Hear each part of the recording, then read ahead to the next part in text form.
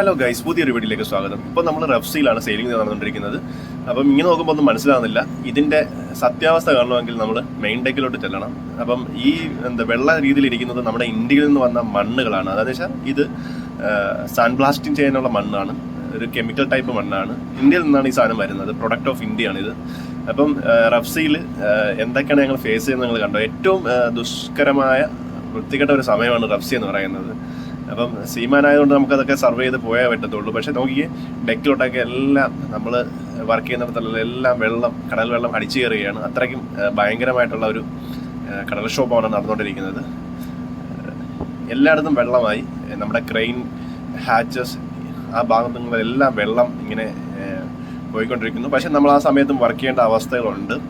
ഇതുകൊണ്ട് നമ്മുടെ mooring rope ഏകദേശം ഒരു ഡേഞ്ചറസ് അവസ്ഥയിലാണ് കടന്നുകൊണ്ടിരിക്കുന്നത്. വെള്ളം എല്ലായിടത്തോട്ടും കടൽ വെള്ളം അടിച്ചു കയറിക്കൊണ്ടിരിക്കുകയാണ്. കാരണം ആ റോപ്പ് വെളിയിലോട്ട് വല്ലതും പോയാൽ നമ്മുടെ പ്രൊപ്പറിൽ കുടുങ്ങിയാൽ നമ്മുടെ ഷിപ്പ് റണ്ണിങ് ആവുന്നത് സ്റ്റക്കായി തന്നെ പോയിക്കൊണ്ടിരിക്കും. ഇവിടെ എല്ലാം വെള്ളമായി. ഞാൻ ബോസിനോട് റിപ്പോർട്ട് ചെയ്തു അത് റോപ്പ് റെഡിയാക്കി വെക്കാനായിട്ട്.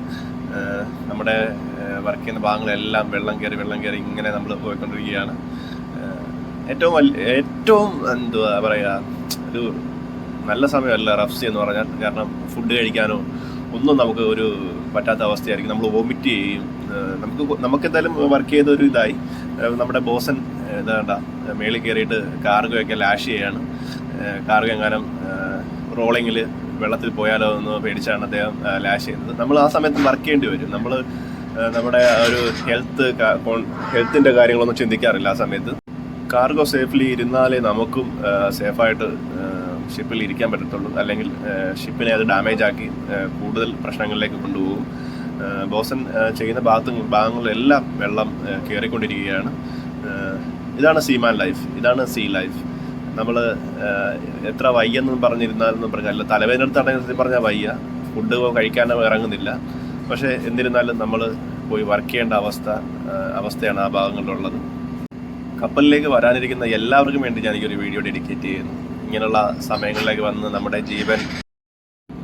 ജീവൻ നമ്മുടെ വളരെ ഡേഞ്ചറസിൽ ഇട്ട് വേണം ഇങ്ങനെയുള്ള വർക്ക് ചെയ്യാൻ. അതാണ് ഒരു സീമാൻ്റെ ലൈഫ് എന്ന് വെച്ചാൽ. നോക്കി, ആ റോപ്പ് ബോസൻ വന്ന് അടുക്കി വെക്കുകയാണ്. ഇല്ലെങ്കിൽ അത് വെള്ളത്തിൽ പോയി ഷിപ്പിനെ കൂടുതൽ ഡാമേജ് ആക്കുന്നതാണ്. എൻ്റെ ബോസൻ്റെ ഷൂവിലും എല്ലാം വെള്ളം കയറി ആകെ ഇതായി. ഷിപ്പ് ജോലി എന്ന് പറഞ്ഞാൽ അത്രയ്ക്ക് ഈസി ആയിട്ടുള്ളൊരു സംഗതിയല്ല. കടൽ വെള്ളം അവിടെ നിന്നും ആ ഭാഗത്തുനിന്നും ഈ ഭാഗത്തുനിന്നും എല്ലാം അടിച്ചു കയറിക്കൊണ്ടിരിക്കുകയാണ്. പക്ഷേ നമ്മൾ സേഫ്റ്റിയാണ്. ഷിപ്പ് അങ്ങനെ മറിഞ്ഞ് പോകത്തൊന്നുമില്ല. കറക്റ്റായിട്ട് ഷിപ്പ് ഓടിപ്പോയിക്കൊള്ളും. അതിൻ്റെ എന്താ പറയുക, ഘടന, അതായത് സ്ട്രക്ചറൽ ഘടന അങ്ങനെയാണ്. ഇങ്ങനെ വെള്ളം കയറിക്കൊണ്ടിരിക്കും, പക്ഷേ ഷിപ്പ് മുങ്ങിയൊന്നും പോകത്തൊന്നുമില്ല. ഇങ്ങനെ അടിച്ചടിച്ച് കയറുന്നുണ്ട്. വെള്ളം ഇങ്ങനെ കയറിയേ കൊണ്ടിരിക്കുന്നു. അപ്പം അത്യാവശ്യം ഞങ്ങൾ കാര്യങ്ങളൊക്കെ സെക്യൂർ ചെയ്ത് വീണ്ടും പോകാനുള്ള പരിപാടിയാണ്. അപ്പോൾ വീണ്ടും റോപ്പ് ഇങ്ങനെ പണി തന്നുകൊണ്ടിരിക്കുന്നു. വീണ്ടും ബോസിലെടുത്ത് ആ റോപ്പ് എടുത്ത് ഒരു സേഫായിട്ടുള്ള സ്ഥലത്തിലേക്ക് ഇടുകയാണ്. അപ്പോൾ ഇങ്ങനെയുള്ള ജോലികളൊക്കെയാണ് നമ്മൾ ഷിപ്പിൽ ചെയ്യേണ്ടത്. ചില സമയങ്ങളിൽ വരുന്നവർ മുഴുവൻ റിസ്ക് എടുത്ത് വരിക. അപ്പോൾ അതൊക്കെ കഴിഞ്ഞ് ഞങ്ങൾ വീണ്ടും പോവുകയാണ്. ഇതാണ് ഞാൻ പറഞ്ഞ മണ്ണ്, ഇന്ത്യയിൽ നിന്ന് വന്ന മണ്ണാണിത്.